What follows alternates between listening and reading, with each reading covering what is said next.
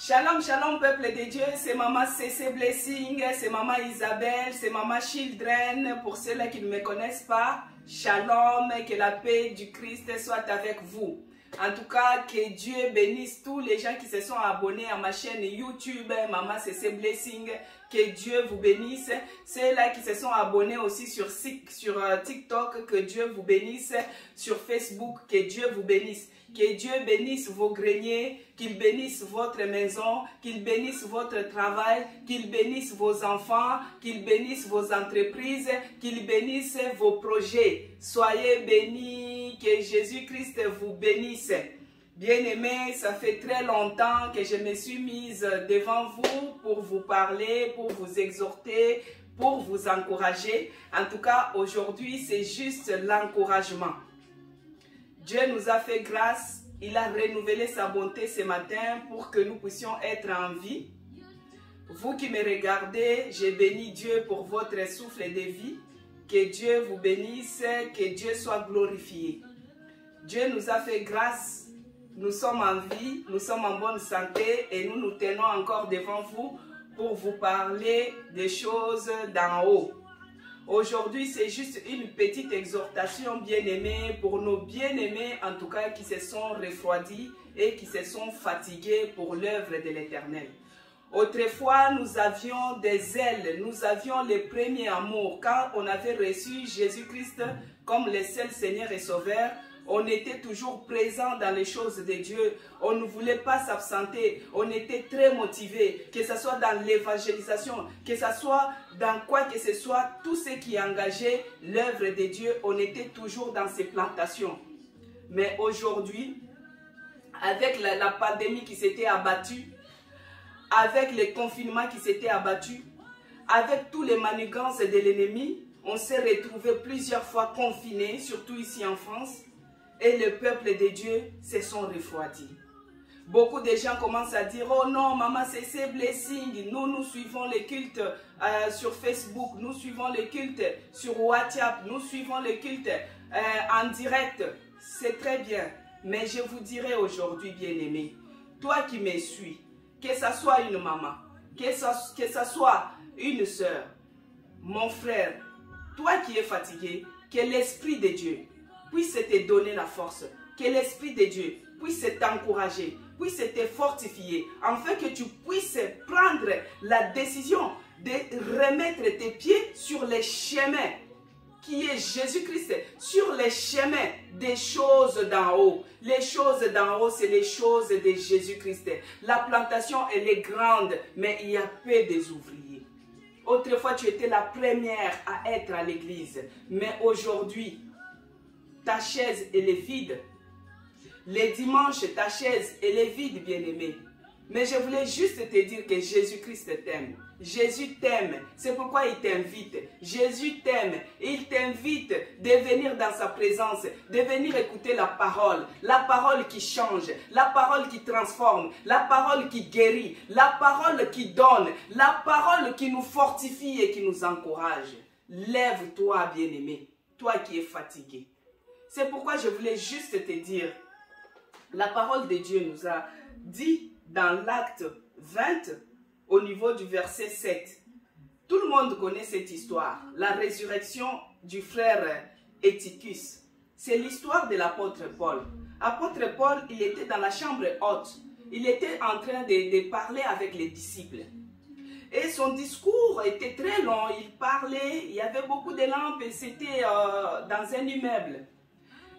Et pendant que l'apôtre Paul parlait, puisqu'on n'a pas vraiment beaucoup de temps pour lire toute l'histoire, c'est dans l'acte 20, les versets 7 jusqu'à 16.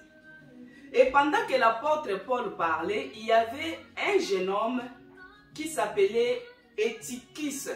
Il était au niveau de la fenêtre et il écoutait l'apôtre Paul parler. Comme toi et moi aujourd'hui, on aime bien écouter la parole de Dieu, la prédication au niveau de la télé, au niveau de YouTube, au niveau de WhatsApp, de toutes les applications des réseaux sociaux. On aime bien écouter. C'est comme ça qu'à cette époque-là, il n'y avait pas de réseaux sociaux, il n'y avait pas de Facebook. Mais Eutychus se trouvait au niveau de la fenêtre parce que lui, il n'avait pas l'accès d'être à l'intérieur ensemble avec les disciples pour écouter l'apôtre Paul qui parlait. Alors, il avait jugé bon d'écouter à la fenêtre. Donc, il était au niveau de la fenêtre, il écoutait la parole, il écoutait les discours de Paul. C'était bien, car la foi, ça vient de ce que l'on entend. Mais les problèmes, la Bible nous dit qu'il est doux et agréable quand les enfants de Dieu sont ensemble. Quand on s'ensemble, il est doux et agréable. Mais Étychus n'était pas au milieu des disciples. Étychus n'était pas à l'intérieur de la chambre haute. Mais Étychus était au niveau de la fenêtre. Étychus écoutait. C'est bien d'écouter. Mais tu écoutes à quel endroit? C'est ça les problèmes qui s'étaient posés. Quel endroit que toi tu écoutes ta parole? Quel endroit que toi tu écoutes la prédication? Bien-aimé, même quand on est en train de suivre les prédications au niveau de Facebook, au niveau de YouTube, des fois il y a les bien-aimés qui se trouvent dans la cuisine, en train de faire la vaisselle, en train de préparer, en train de se laver, et ils ont mis la prédication. Les problèmes, tu écoutes, c'est bien, mais tu écoutes à quel endroit? Où? Ici, les bien-aimés Étychus étaient à la fenêtre. Comme toi et moi, à des moments, vous écoutez la prédication, vous écoutez la parole de Dieu, vous écoutez la louange, l'adoration, mais à quel endroit? Peut-être c'est à la maison, peut-être c'est dans la salle de bain, peut-être c'est dans la chambre, mais je ne sais pas à quel endroit que toi tu t'assois pour écouter la parole de Dieu, que tu te dis que je suis en direct. Quand le direct passe, est-ce que vraiment tu es bien concentré pour écouter cela? Quand la prédication est en train de passer sur les réseaux sociaux, est-ce que vraiment tu es assis vraiment dans la présence de Dieu en train d'écouter attentivement? Mais le frère Étychus ici, il était au niveau de la fenêtre. Alors que les disciples, ils étaient à l'intérieur de la chambre haute et l'apôtre Paul faisait son discours. Puisque le discours de l'apôtre Paul avait pris du temps, et l'Étychus, il s'endormait. Le sommeil lui a pris et il dormait. Il était au 3e niveau, au 3e étage. Pour les gens qui habitent, n'importe où il y a des immeubles, maintenant, supposons au 3e étage, c'est quand même en hauteur. Et M. Étychus avait pris quand même ce risque-là de se mettre à la fenêtre pour écouter l'apôtre Paul. Et voici, le sommeil l'a pris. Étychus dormait profondément. Bien-aimé, un peu de sommeil et la pauvreté te surprendra. Un peu de sommeil et la maladie te surprendra. Un peu de sommeil et la mort te surprendra. Ça peut être la mort physique, ça peut être la mort spirituelle, ça peut être la mort financière, ça peut être la mort matérielle, mais ça peut te surprendre à cause du sommeil. Étychus était à la fenêtre. Voici maintenant, il a eu le sommeil et il dormait complètement. Et quand Étychus dormait, l'apôtre Paul, lui, parlait. Étychus est tombé du 3e niveau jusqu'au rez-de-chaussée. Étychus est mort. Alléluia, bien-aimé. Écoutez, bien-aimé, cette exhortation, c'est très capital pour toi et moi.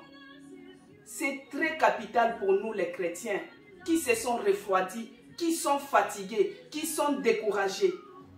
Étychus est tombé, Étychus est mort. On est venu dire à l'apôtre Paul, Étychus est mort. Étychus est tombé du 3e étage jusqu'en bas. Il est mort quand on l'a relevé.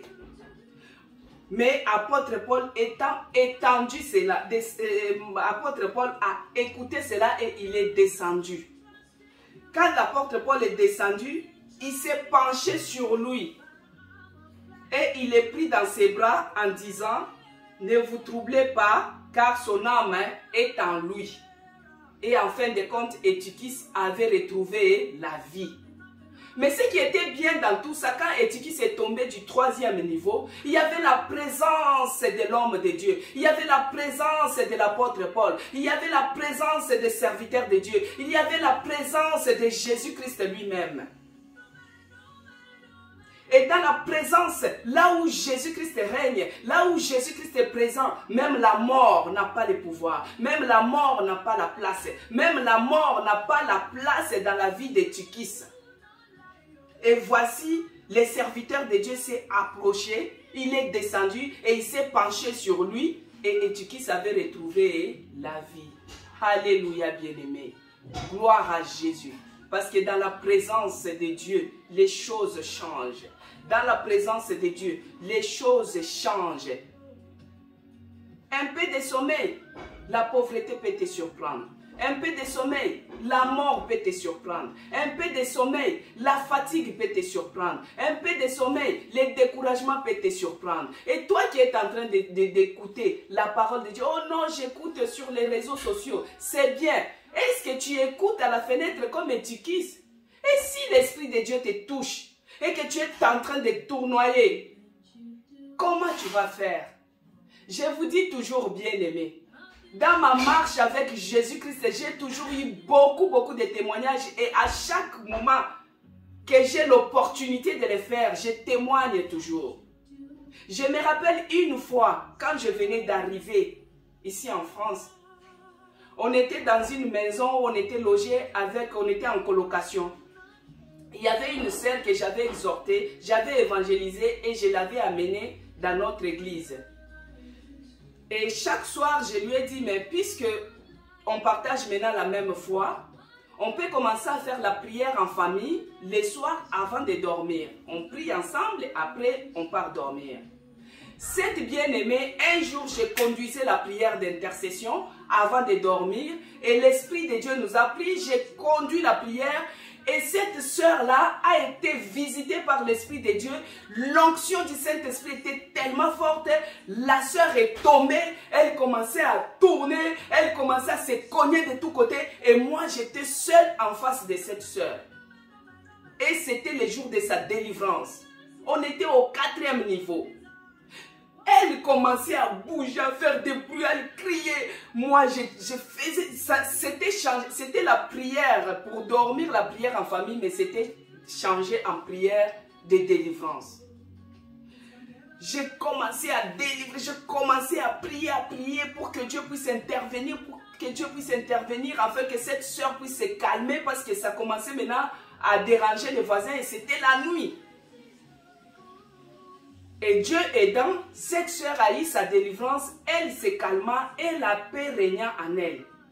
Et le lendemain, la première des choses que j'ai fait, j'ai pris cette sœur, je l'ai amenée chez notre pasteur. Et notre pasteur, que Dieu bénisse, pasteur Gédéon, au niveau de Melun, dans l'église Amour du Prochain, que Dieu le bénisse. Et je l'ai amenée chez notre pasteur.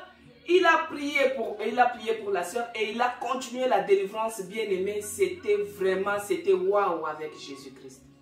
Maintenant, je me demande, pour les gens qui suivent la prédication comme Eutychus, au niveau de la fenêtre, et si l'Esprit de Dieu t'est touché et que tu tombais, tu es dans ta maison, tu commences à sauter, comme on voit pendant des cultes, les gens qui sont délivrés, comment ça se manifeste. Et maintenant, c'est qui va intercéder pour toi à cet instant-là? Ici, on avait appelé l'apôtre Paul. L'apôtre Paul s'est penchant sur Eutychus et Eutychus retrouva la vie. C'est pourquoi, bien-aimé, c'était juste une petite exhortation dans l'amour, juste pour t'encourager de reprendre les chemins de l'église. Ta place, elle est vide. Jésus-Christ t'aime. Jésus-Christ t'invite. Jésus-Christ te dit, viens avec tes fardeaux, viens avec tes découragements, viens avec tes problèmes. Il est la solution, il est le chemin, il est la vie. Que Dieu bénisse sa parole. Amen.